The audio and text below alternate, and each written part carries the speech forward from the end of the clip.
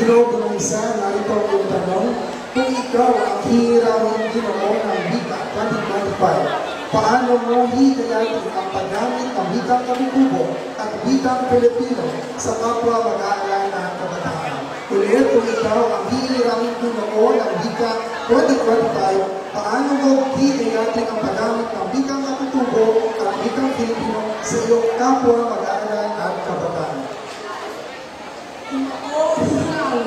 Noon ng 2025, ito ang aking mga kapamamayan at kabataan na gamitin ang mga wikang Katutubo at Pilipino sa aming pagkakataon sa mga araw.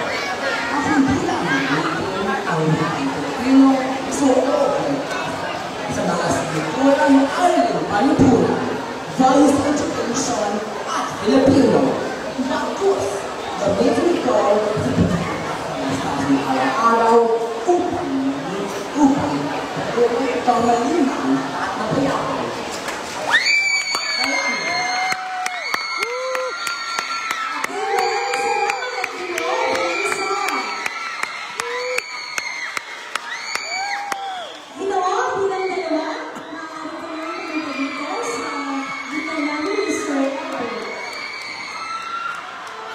Kinakabahan ka rin ba? Ginawa ba ng dalawa? Sobrang bombang. Tama. Dapat lang. Gusto mo rin bang patiin ang iyong mga taga-suporta? At mga pamilya. Amon basta itago ko. Kaya ko na yun. Dapat mabakal ko pala ito, Andrio. Mabakal ko ito, ipakabi. Dapat malapit siya.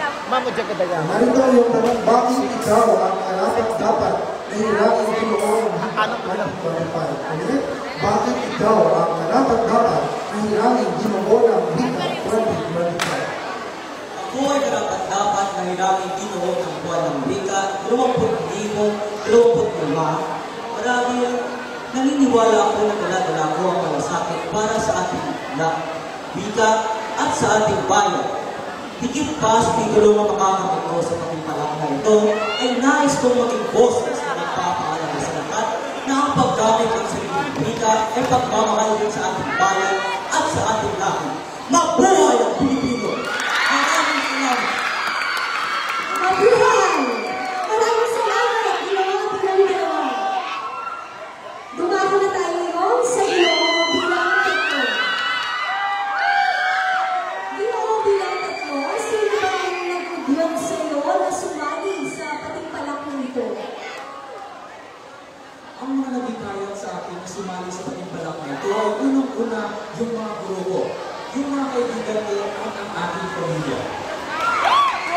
Marami ka rin taga-suporta ngayon. Anong nais mo iparating sa kanila? Nais ko pong batiin ang lahat ng sumusuporta sa akin. Sa aking pamilya, lalong-lalo na sa aking minamahal na magulang. Yung walang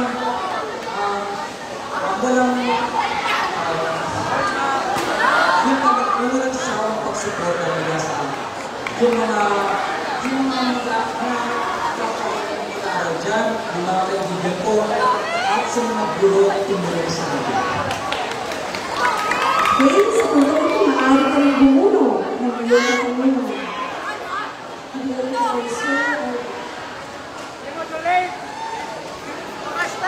Ginoo bilang tatlo, narito yung tanong, paano paano mo may pagmamalaki ang wikang katutubo at wikang Filipino sa bansang Pilipinas? Ulit, paano mo may pagmamalaki ang wikang katutubo, ang mga wikang katutubo at wikang Filipino ng bansang Pilipinas? May pagmamalaki ito sa pamamagitan ng pagdating nito sa pakikipagtalastasan, maging sa pagsusulat man at pagsali sa mga programang pamwika tulad ng pakimpalak na ito na kung saan naiwawagayway natin ang ating wikang pambansa. Maaari ko rin ipakita sa social media at pagtitinahok sa mga gawain pagkultura at pagpapalaganap ng ating sarili wika. Yan lamang po, maraming salamat at isang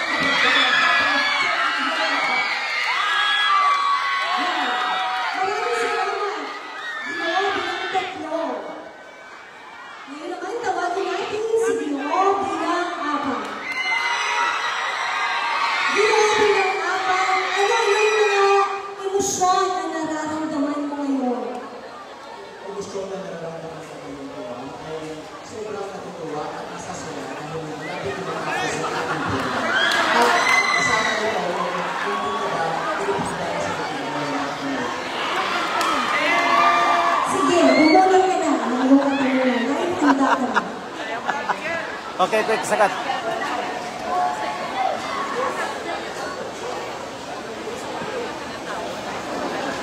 May ginawa bilang 4, sa patuloy na pag-usbong ng mga bagong teknolohiya, paano mo mapapanatiling buhay at masiglang ang paggamit ng mga wikang katutubo at wikang Filipino.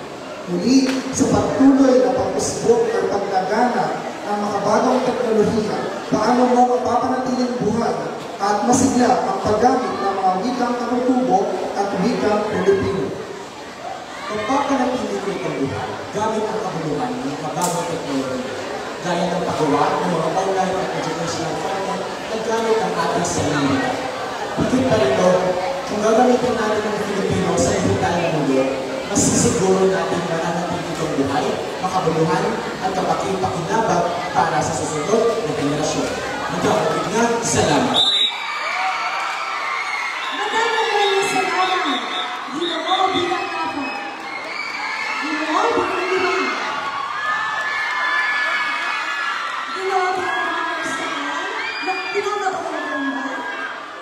Hindi ako kinakabahan. Ako ay saya! Hindi siya kinakabahan. So, ibig sabihin, sa tingin mo ba ay mananalo ka sa hapon ito? Siyempre naman ko!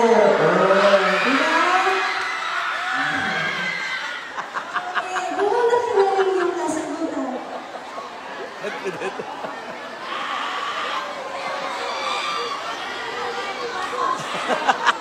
Ang ginawa bilang 5, ang anitong tanong bilang isang pag-aaral, maliban sa wikang Filipino, ang mahalagang kuhan din at pag-aralan ang mga wikang katutubo ng bansa. Bilang isang pag-aaral, maliban sa wikang Filipino, bakit mahalagang matutuhan din ang mga katutubong wika ng bansa? Salamat. Kailangan natin matutuhan ang wikang katutubo sapagkat dito nakabatay ang ating kasaysayan at kultura. Sa pamamagitan nito, mas nauunawaan natin ang ating sarili at mas nakikilala natin kung sino tayo. Yan naman po at maraming salamat. Maraming salamat, Ginoong bilang 5. At ngayon naman, itawagan natin ang Ginoong bilang 6. Ginoong bilang 6. Ano sa tingin mo ang pinakamahalagang natutuhan mo sa pagsali sa patimpalak na ito? Unang natutunan sa pagsali sa pagpapalak nito ay ang pagsasali sa buwan ng wika at dito pinapakita natin ang pagmamahal at pagpapalaganap ng ating wika. Yan lamang po. Sino-sino naman ang gusto mong pasalamatan sa ating mga audience? Napaka-laki ng ating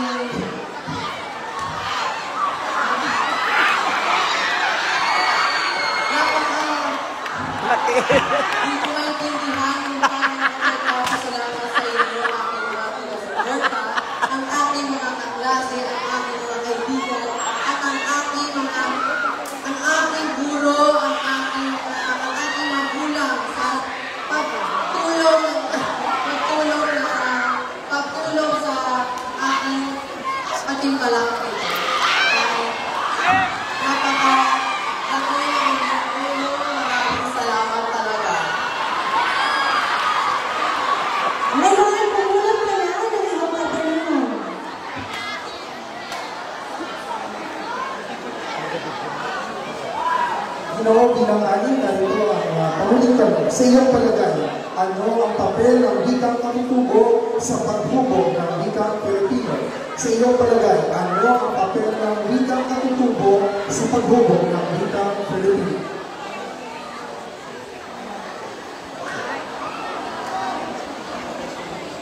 Sa iyong palagay, ano ang papel o gampanin ng wikang katutubo sa paghubog o paglinang ng wikang Pilipino? Sa aking palagay, ang paglina ng Nadura ko siya. papel ng katutubo, ang papel ng katutubo ay mahalaga sa atin dahil dito na kikita natin kung sino tayo, saan tayo pinagmulan, paano natin mapapahalagaan ang ating wika.